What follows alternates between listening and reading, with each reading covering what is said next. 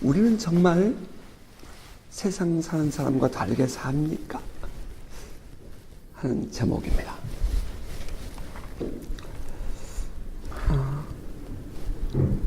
이 고린도전서를 지금 우리가 묵상하고 있는데요.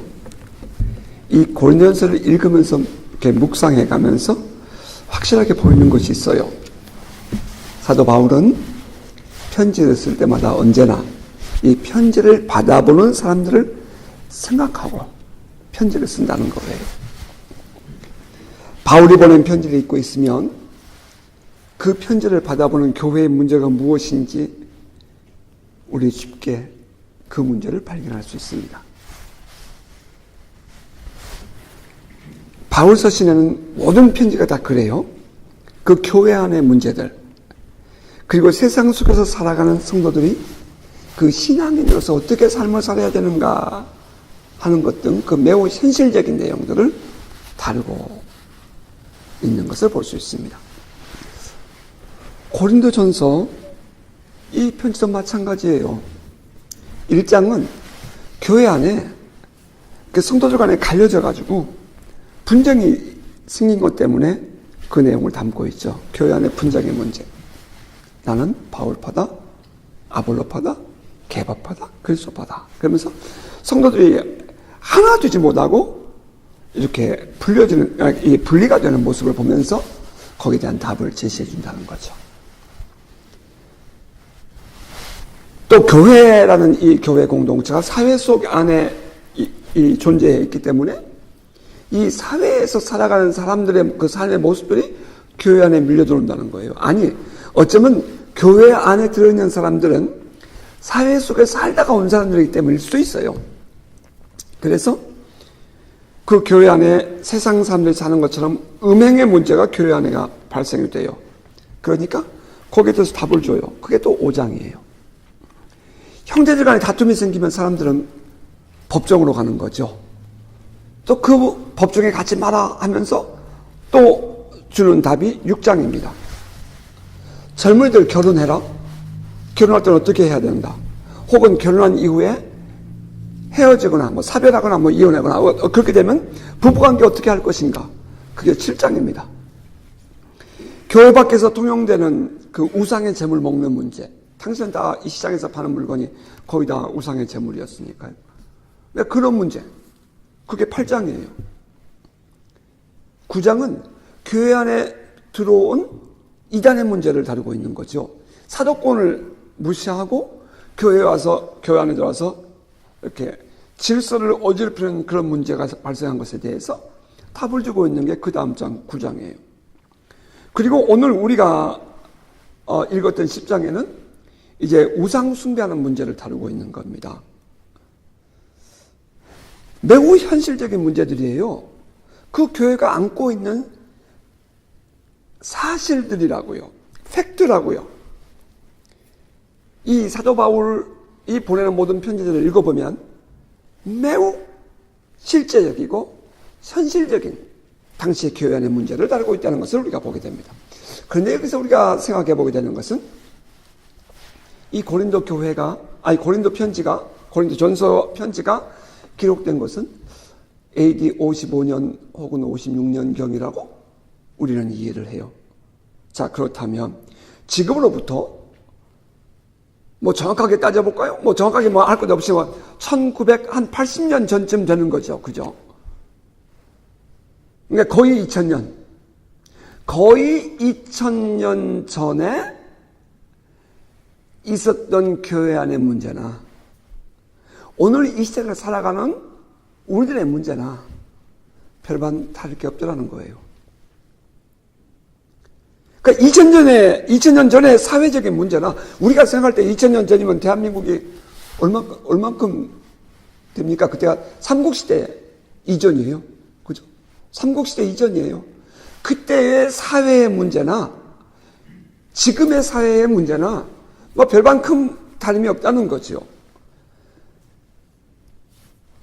삶의 방법이 좀 달라지고 혹은 환경이 좀 달라진 것은 있을지 모르겠지만 인간 본연의 사람 원래의 모습 본성에는 변화가 없구나. 하는 것을 우리는 성경을 읽으면서 깨닫게 돼요.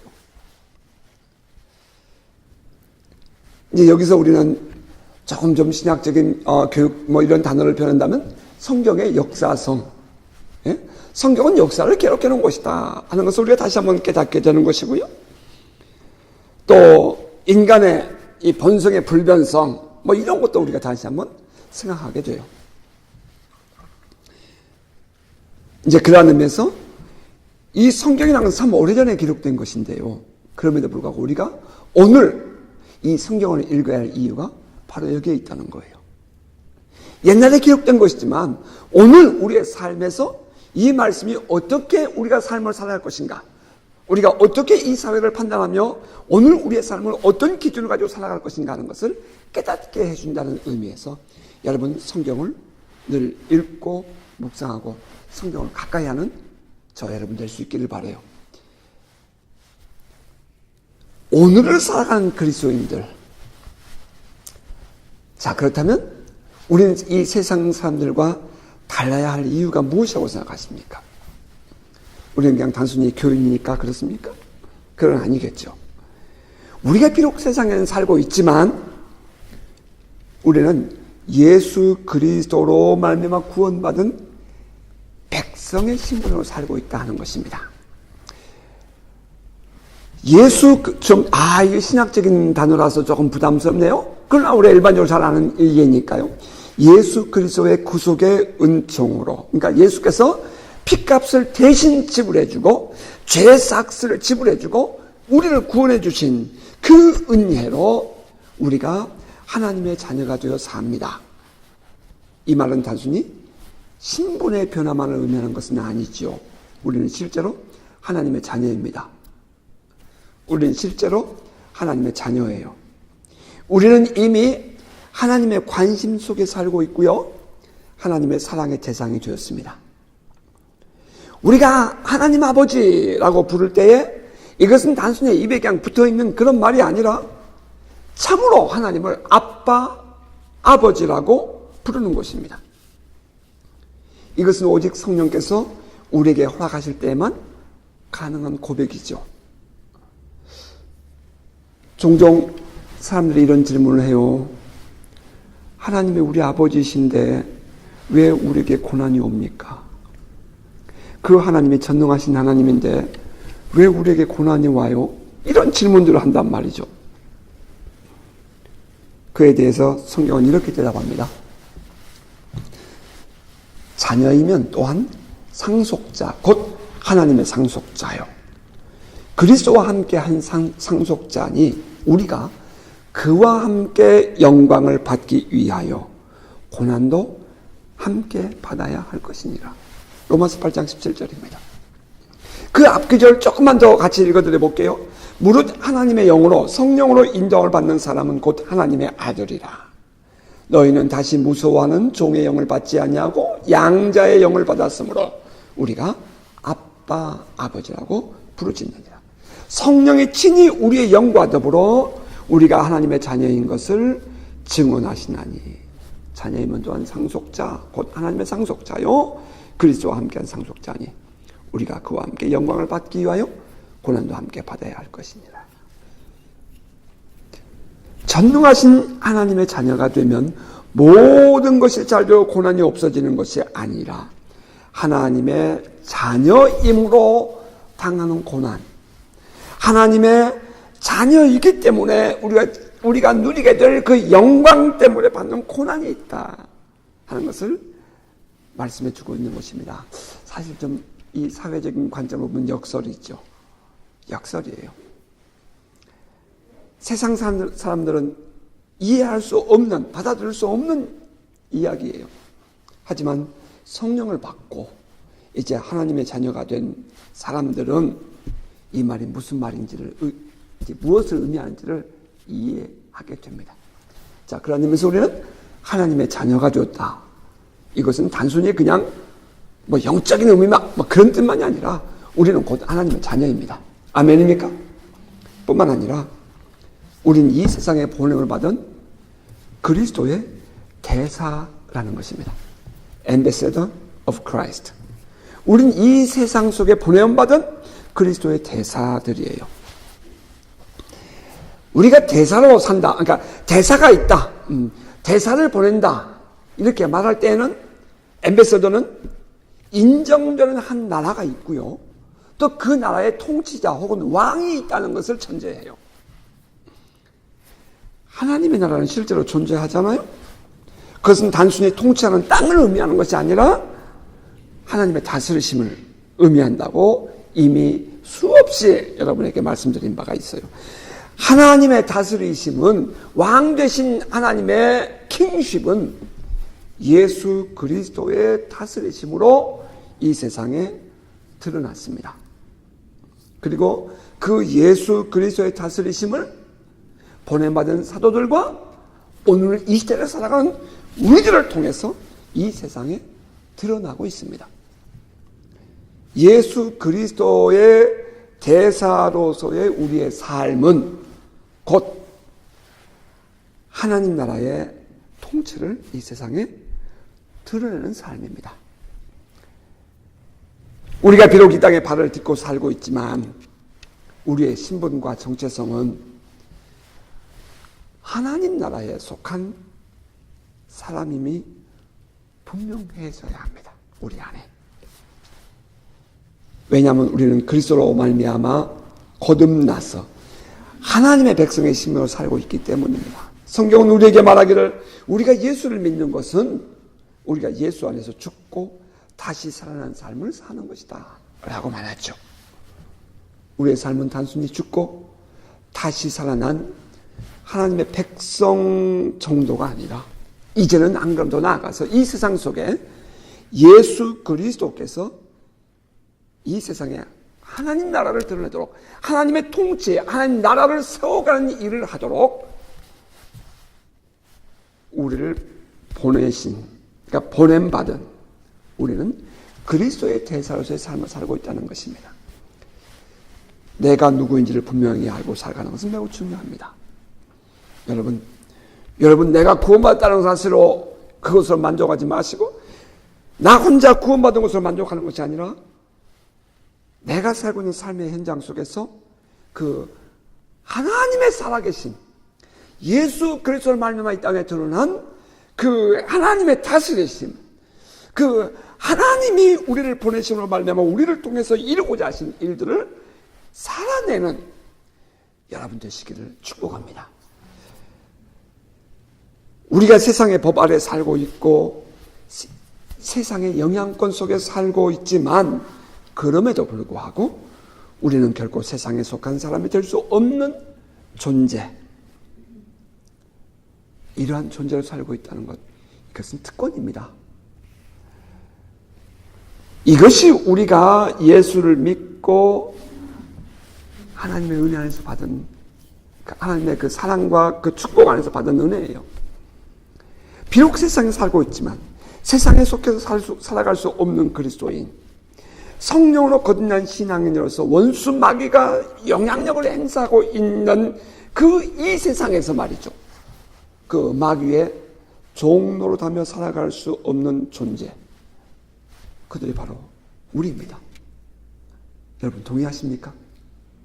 우리가 비록 이 땅에 살고 있지만 이 땅의 많은 법과 이 땅의 많은 사회적인 세속적인 영향력 속에 살고 있지만 그것을 통해서 우리를 종 삼고자 하는 원수에게 결국 코끼어 살아가지 않는 존재입니다.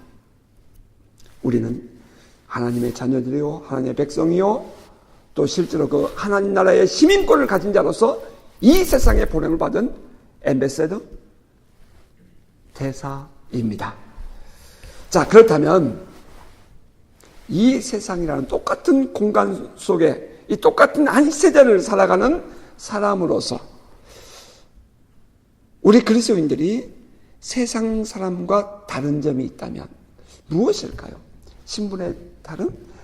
그런 것은 이미 제가 앞에서 보았고요.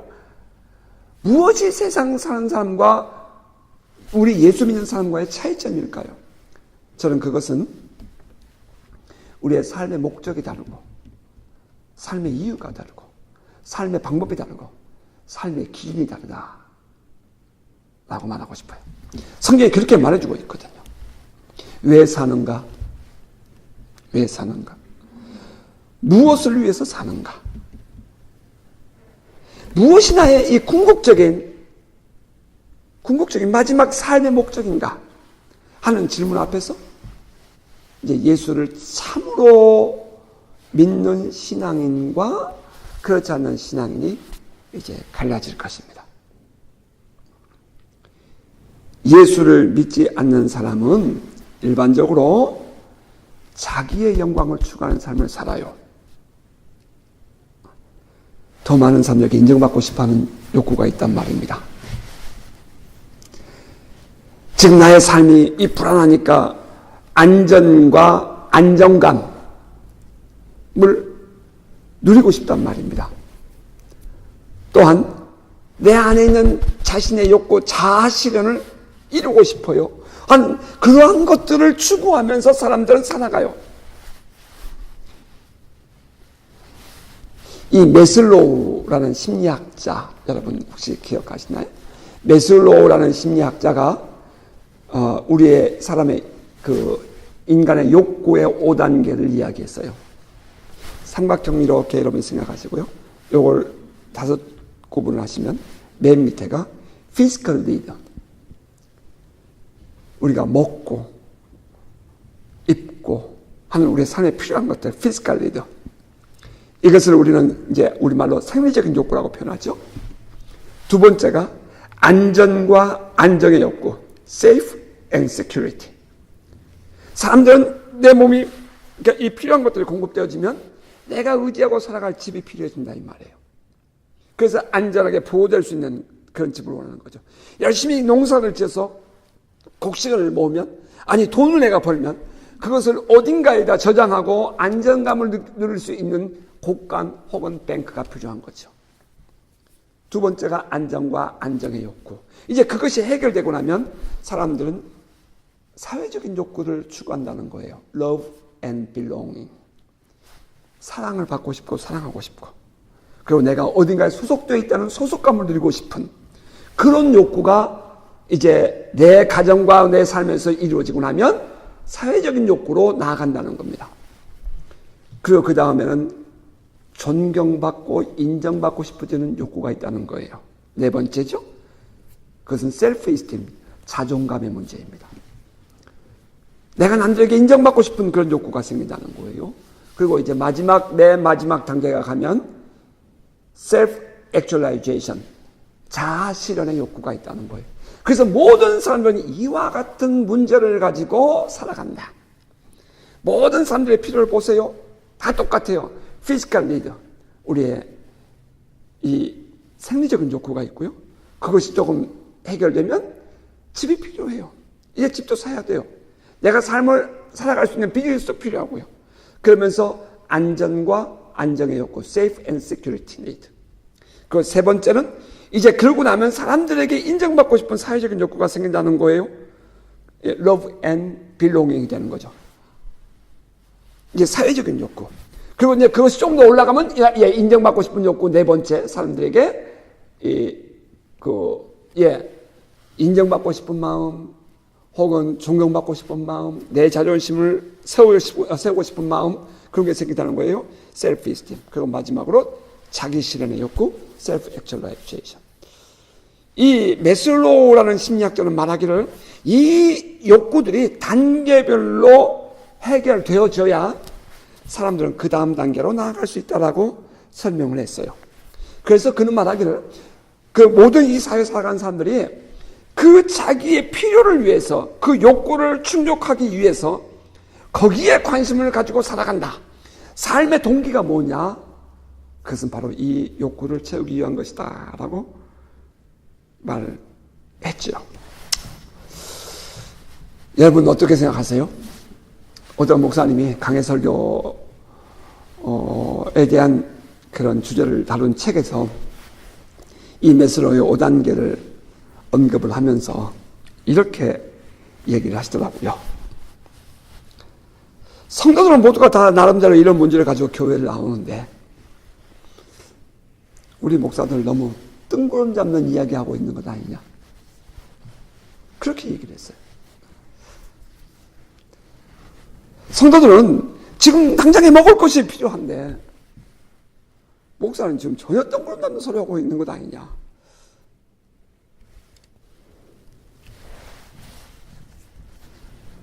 충분히 그 이야기를 이해가 됩니다. 우리는 모두가 욕구를 안고 살아가는 사람이기 때문이죠. 그러나 정직하게 한번 생각해 보자고요. 솔직하게 정직하게 한번 우리가 생각해 보자고요. 우리가 참으로 예수를 만나던 날, 살아계신 하나님을 경험하고 예수 그리스도를 나의 구주로 영접하던 그날, 정말 눈물 콧물 흘리면서 정말 내 삶에 온몸에 전율이 일어나는 그런 그리스도를 체험하던 날, 성령을 체험하던 날, 여러분 나의 삶의 목적과 방법이 바뀌지 않던가요?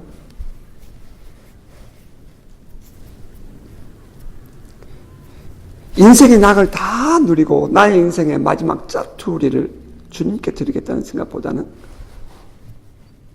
아직 나의 인생에 젊음이 있고 미래가 있을 때에 주님께 나의 삶을 드리고 싶은 마음이 일어나는 것,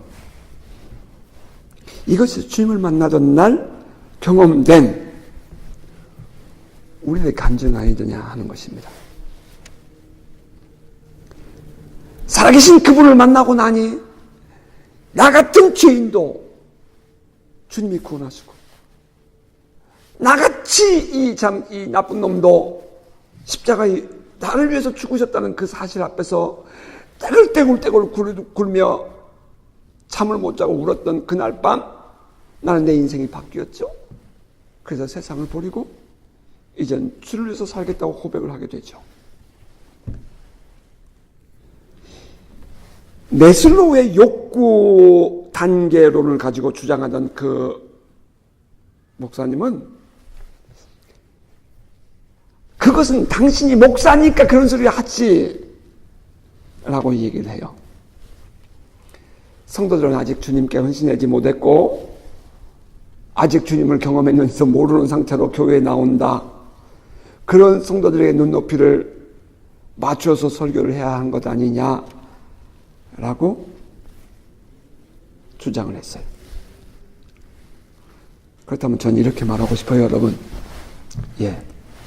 그래서 우리가 복음을 바로 전해야 할 이유가 있고 우리가 살아계신 성령 하나님을 통해 예수 그리스도를 뚜렷하게 전해야 할 이유가 있습니다. 그분들이 아직 예수 그리스도를 경험하지 못한 그분들이 여전히 세상적인 삶을 가지고 하나님 앞에 나와 몸부림을 치고 그런 문제로 불안하고 초조해하고 긴장하고 있다면 정말 그렇기 때문에 살아계신 하나님, 지금도 나와 함께 계신 성령 하나님, 지금도 우리 안에 이루어지고 있는 이 하나님 나라를 증거해 드려서 그분들로 하여금 정말 우리의 가치관이 어디에 있어야 되는지, 내가 왜 이렇게 바보처럼 시간 낭비하며 인생을 살았는지에 대한 것을 돌아보고 그리스도를 만나고 성령의 은혜를 체험해야 할 그런 삶을 살도록 이끌어주는 것이 바로 오늘 예수를 먼저 만난 우리들이 해야 될 일 아니냐고 저는 주장한다면, 여러분 이거 지나친 이야기일까요? 예수 그리스도의 이름의 권세와 성령의 능력을 통해서 하나님 나라를 경험하지 못하면 사람들은 계속해서 이 메슬로우가 말한 이 욕구의 사다리를 따라 추구하는 삶을 살아갈 것입니다. 1단계 생리적인 욕구, physical needs. 2단계 안정과 안정의 욕구, safe and security. 3단계 사회적인 욕구, love and belonging. 4단계 존경의 욕구, self-esteem. 5단계 자아 실현의 욕구, self-actualization. 이것이 다 이루어져야, 잘 들으세요? 다 이루어져야 6단계에 가서 영적인 욕구를 추구하는 것입니까? 여러분들이 생각하세요. 이런 나의 문제가 해결돼야 그 다음에 비로소 영적인 것을 우리가 바라보고 하나님을 구하냐 이 말이에요. 그렇게 말하는 사람도 있더라고요. 정말 가슴이 미어지는 듯이 아파요. 아닙니다, 여러분. 1단계 생리적인 욕구요. 신체적이고 물리적인 욕구가 채워지지 않는다 할지라도 우리는 살아계신 주님으로 인하여 감사하고 감격한 삶을 살 수 있습니다. 비록 나의 삶이 힘들고 어려워도 그래, 좀 부족해요. 남들처럼 넉넉하지는 않아요. 그래도 내 가진 것 함께 나누면서 살아갈 수 있다고요. 2단계 안전과 안정의 욕구. 그래서 불안하니까 늘 그 무엇인가를 가져야 내가 안정감을 누리고 안정감을 채워가는 것인가요? 옛날에 그 할머니가 계셨는데요, 저희 집에. 우리 할머니 돌아가시고 나니까 그 할머니 방에 이렇게 선반이 있었는데 거기 이렇게 할머니 가방이 뭐 하나 있었어요. 이게 무슨 뭐 고리짝 같은 게. 그 밑에 옛날 돈이 들어있더라고요. 옛날 돈. 그러니까 쓸 수 없는 돈이에요. 화폐의 이 개혁 이전의 돈이에요. 그러니까 나이가 들어가면 뭔가 돈이라는 것이 있어야 덜 외롭고 그 돈이라는 것이 있어야 안정감을 누린다는 거예요. 그래서 그것 지키고 사는 거예요. 어떤 사람들 만나면 꼭 집을 먼저 물어요. 집 샀냐고. 그래서 집이 있어야만이 안정감을 누리는 거예요. 여러분,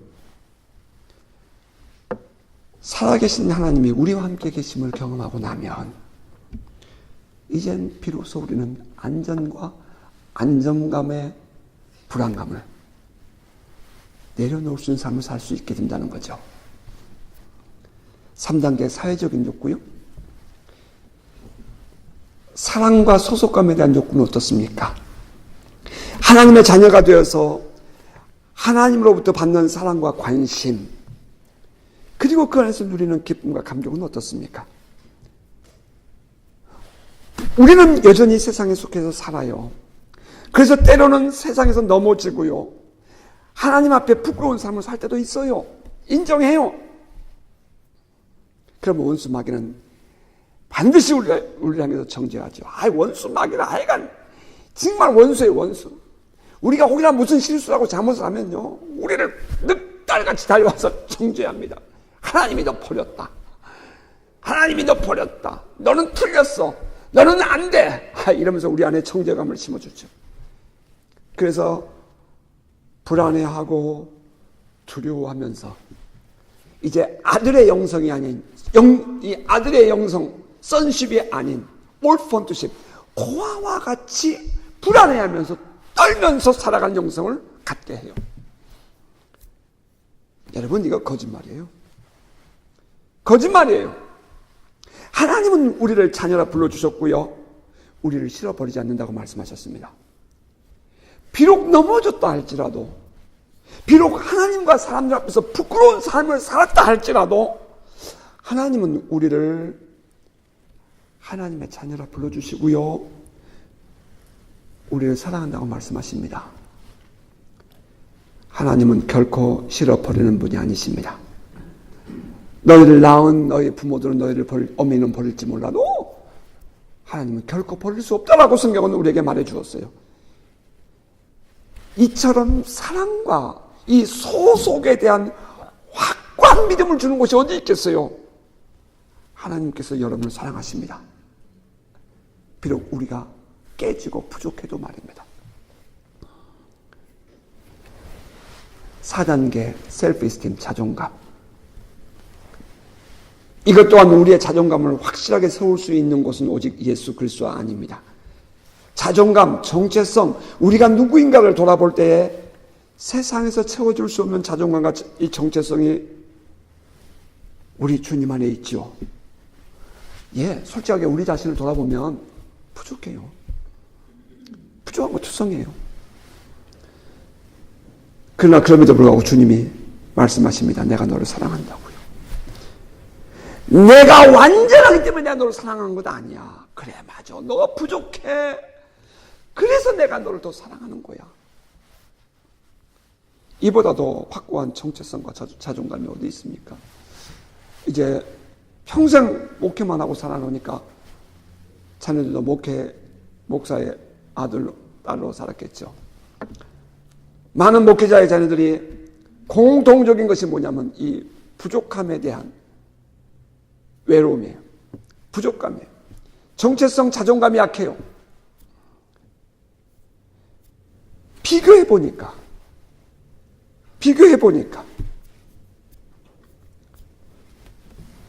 우리 자신들의 모습을, 우리 자신들의 자존감과 정체성을 흔들리지 않는 그 주님 안에 우리가 두는 것이 아니라 변화무쌍한 세상에 두니까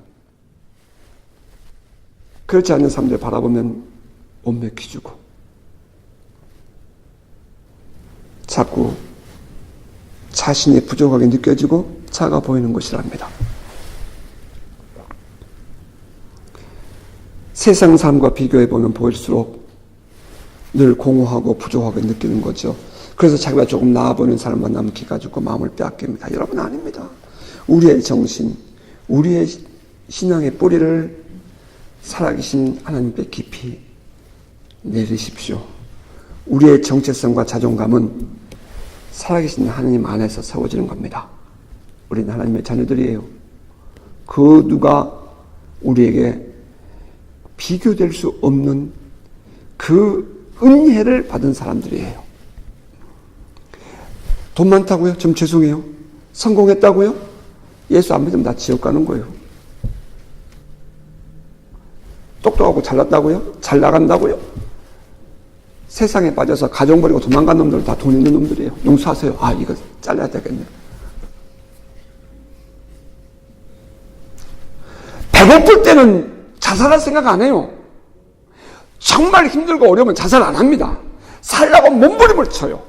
그런데 생활이 조금 나아지면 자살할 마음을 먹어요. 세계에서 자살률이 높은 OECD 국가들 보세요. 다 복지국가예요. 우리가 잘 아는 그 청어 살려오는 방법. 청어를 원양어선에서 잡아가지고 이렇게 물탱고 속에 집어넣어놓고는 거기다가 상어 새끼를 집어넣는다는 거죠. 그러면 이 상어가 말이죠. 큰 놈은 집어넣으면 안 되니까 새끼를 집어넣죠. 그럼 막 이 청어를 쫓아다니면 청어는 살겠다고 도망을 다니면서 끝까지 살아난다는 얘기. 저 강원도에서 목회했다고 그랬잖아요.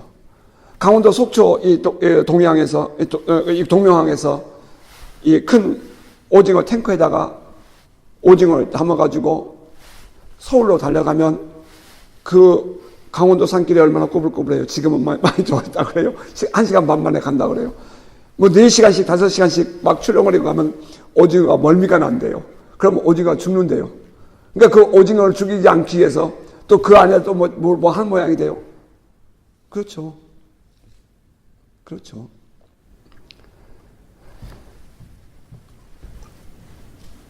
만족하다라고 생각했을 때에 사람들이 극단적인 생각을 하는 거죠. 5단계 자아실현형. self-actualization.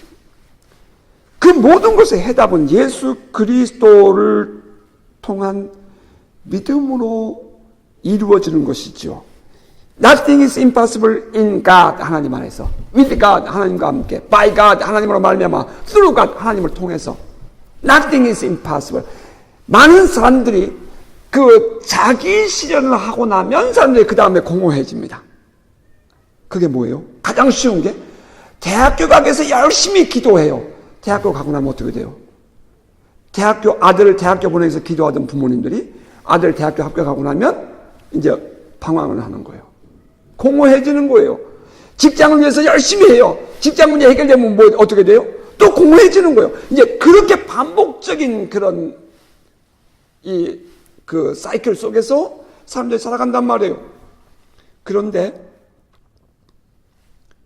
나의 삶의 목적을 세상에 두지 않고 이 하나님의 영광을 위하여라는 명제, 하나님의 영광을 위하여라는 곳에 목적을 두는 삶을 살게 될 때에 우리가 누리게 되는 복은 나의 한계를 넘는 삶을 살 수 있다는 거죠.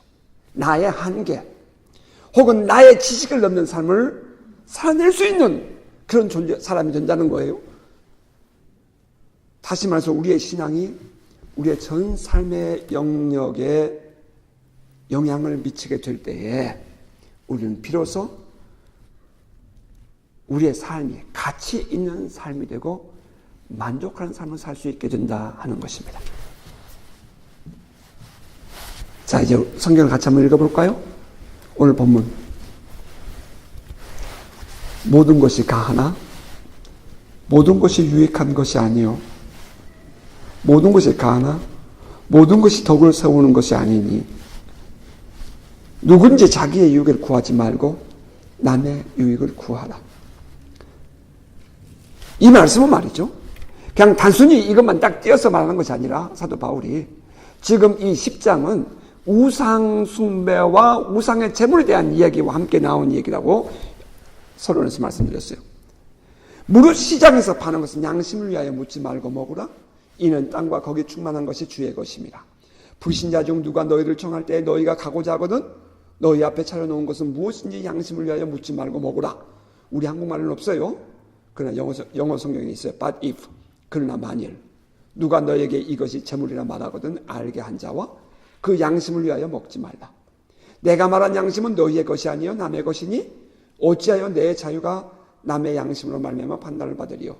만일 내가 감사함으로 참여하면 어찌하여 내가 감사하는 것에 대하여 비방을 받으리요. 25절부터 30절 말씀이에요. 자, 이런 말씀입니다. 오늘날 우리 이 많은 사람들은 뭐 신앙인들 포함해서 내가 좋으면 됐지 뭐 그렇게 생각한다는 거예요. 내가 좋으면 됐지. 남들이 뭐라고 말하든 무슨 상관이야. 내 인생은 내가 살아. 왜 남들 눈치 보고 살아? 남들 눈치 볼 곳 없어. 이렇게 생각하고 자기 마음대로 사는 사람들 많이 우리가 경험해 봅니다. 그런데 이것을 마치 자신감이 많은 것처럼, 이것을 마치 자존감이 강한 것처럼 착각한다는 거예요. 내 마음대로 살면 됐지 뭐 이것을 내 자신감이라고 생각을 해요. 여러분 잘 생각해 보세요. 남들 뭐 신경 쓰고 살아. 내 마음대로 살면 되지. 나의 유익을 살면 되지. 이것을 마치 자기의 강한 자존심이라고 착각한다는 말이에요. 여러분 이것은 자신감 아니에요. 자기 스스로를 방치하고 피폐하게 만드는 일에 자기 자신을 내던지는 행동입니다. 이것은 예수 믿지 않는 세상 사람들의 삶의 모습이에요. 뭐 내 양심에 거스르지 않으면 됐지, 그런 주장일 겁니다. 하지만 성경은 그렇게 말하지 않습니다. 우리의 자유로움이, 나의 자유로움이 남에게 판단받는 행동이 되어서는 안 된다 하는 것입니다. 사도는 이렇게 말씀하셨죠. 내가 말한 양심은 너희의 것이 아니요 남의 것이니 어찌하여 내 자유가 남의 양심으로 말미암아 판단을 받으리요. 만일 내가 감사함으로 참여하면 어찌하여 내가 감사하는 것에 대하여 비방을 받으리요.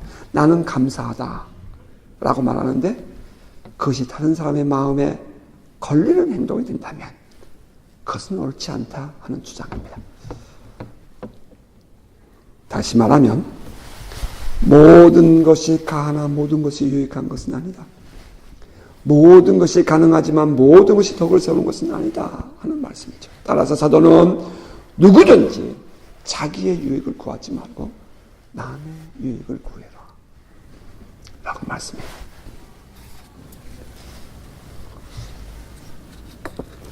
그리고 한 걸음 더 나아가서 그런즉 너희가 먹든지 마시든지 무엇을 하든지 다 하나님의 영광을 위하여 하라 라고 말씀하십니다. 우리 신구약 성경을 통틀어서 우리 그리스도인들의 가장 중요한 삶의 대명제 뭐죠? 고린도서 10장 31절이에요. 너희가 먹든지 마시든지 무엇을 하든지 다 하나님의 영광을 위하여 하라. 먹든지 마시든지 이것은 매우 기본적인 거죠. 무엇을 하든지 하나님의 영광을 위해서요. 그리고 이어지는 말씀이 그 다음 절이에요. 32절 유대인에게나 헬라인에게나 하나님의 교회나 거치는 자가 되지 말고 나와 같이 모든 일에 모든 사람을 기쁘게 하여 자신의 유익을 구하지 아니하고 많은 사람의 유익을 구하여 그들로 구원을 받게 하라. 이 말씀을 묵상해 보면 우리가 교회 안에서 성도들에게 거치는 자가 되면, 우리가 신앙생활 함께 하면서 이 성도들이 함께 교회 안에서 신앙생활 하다가, 내가 성도들을 그들에게 거치는 자가, 걸리는 자가 되면, 어떤 사람은 교회를 떠나고, 결국에는 구원받지 못하는 사람이 생길 수 있다. 라고 말하고 있다는 거예요. 유대인에게나 헬라인에게나 하나님의 교회나 거치는 자가 되지 말아라.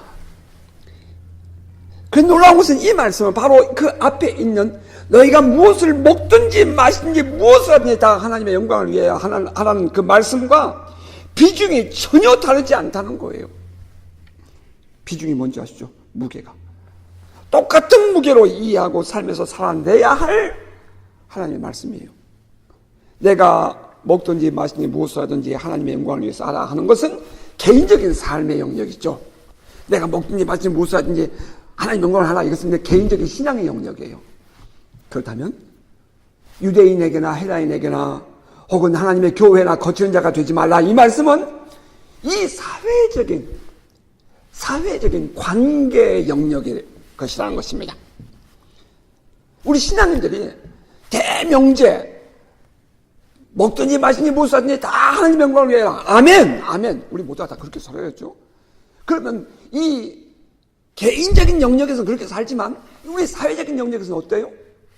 이것이 오픈되어지고 나 혼자 사는 게 아니라 무인도에 사는 것이 아니라 우리가 함께 살아가는 우리의 교회 공동체에서 우리가 어때요?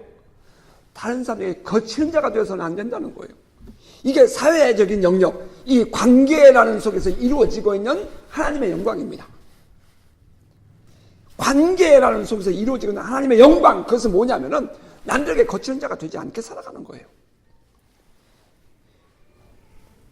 신앙생활은 혼자 예수 믿는 것 아닙니다.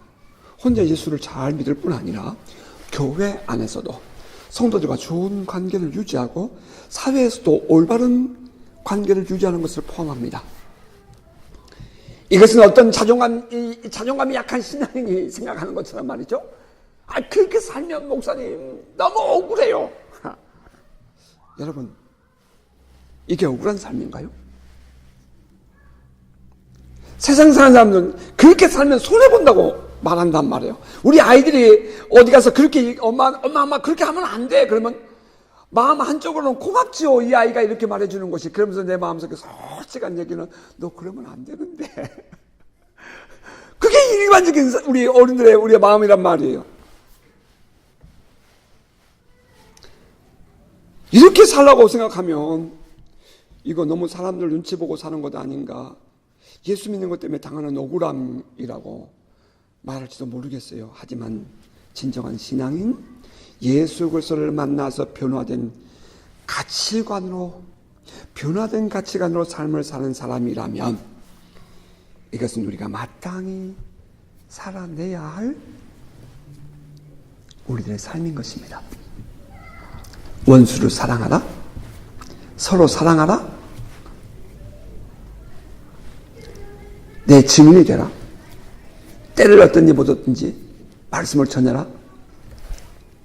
이 말씀과 조금도 기울어지지 않게, 천층에 올라놓으면 기울어지지 않게 똑같은 무게로 너희는 너 자신의 구원을 이루며 살 뿐 아니라 이 사회 속에서도 올바른 관계를 유지하며 살아라 라고 말한다는 거예요. 책임감 있는 삶을 살아라. 이것은 조금도 기울어지지 않는 말씀이에요. 자, 말씀을 맺을게요. 우리 그리스도인들의 삶을 말해주는 기준, 우리가 참된 신앙인인가 아닌가, 이것을 구분케 해주는 기준이 무엇입니까? 그것은 삶의 목적이 다르고 삶의 방법이 다르고 삶의 기준이 다르다는 거예요. 오늘을 살아가는 우리들이 가져야 할 삶의 기준이 무엇입니까? 성경이 우리에게 가르쳐주고 있는 그리스도인으로서 우리들이 가져야 할 기준이 무엇입니까? 그것은 모든 것이 가하지만 이것이 참으로 모든 이들에게 유익한가? 이것이 하나님의 이름에 유익한가? 하는 것을 살펴보는 것입니다. 모든 곳이 가지만 모든 곳이 덕을 세우는가 하는 것을 따져보는 거예요. 그냥 우리말에는 덕을 세운다라고 되어 있지만 이제 이 영어 성경으로 보면 construction, 집을 build house, 집을 세우는 것 같은 것을 의미합니다. 내가 이 행동을 했을 때 이것이 덕을 세워가는, 하나님을 세워가고 교회를 세워가는, 우리 자신을 세우고 또 다른 사람을 세워가는 그런 영향력을 주는가 하는 것을 따져보라는 거예요. 그리고 세 번째는 무엇보다 이것이 하나님께 영광이 되는가 하는 것을 보라는 겁니다. 그리고 나아가서 내가 몸담고 있는 교회나 직장이나 학교나 사회에서 나의 이런 행동이 과연 교회를 세우는 일인가? 교회에 거스르는 행동은 아닌가? 또 다른 사람들의 구원을 위해서 도움을 주는 행동인가? 하는 것을 생각하며 살라는 것입니다. 우리는 단순히 예수를 믿고 하나님의 자녀가 되었을 뿐 아니라 이 세상에 보냄을 받은 예수 그리스도의 대사입니다. 아멘입니까? 우리는 나 자신만의 구원에 만족할 수 없고 함께 사는 이웃들을 구원해내야 하는 사회적 사명을 가진 하나님 나라의 사람들이에요. 그렇다면 우리 모두 그 부르심에 합당한 삶을 살아내는, 또 그렇게 살아가는 것을 기쁨과 감격으로 알고 살아가는 복된 성도 되시기를 주의 이름으로 축복합니다. 아멘.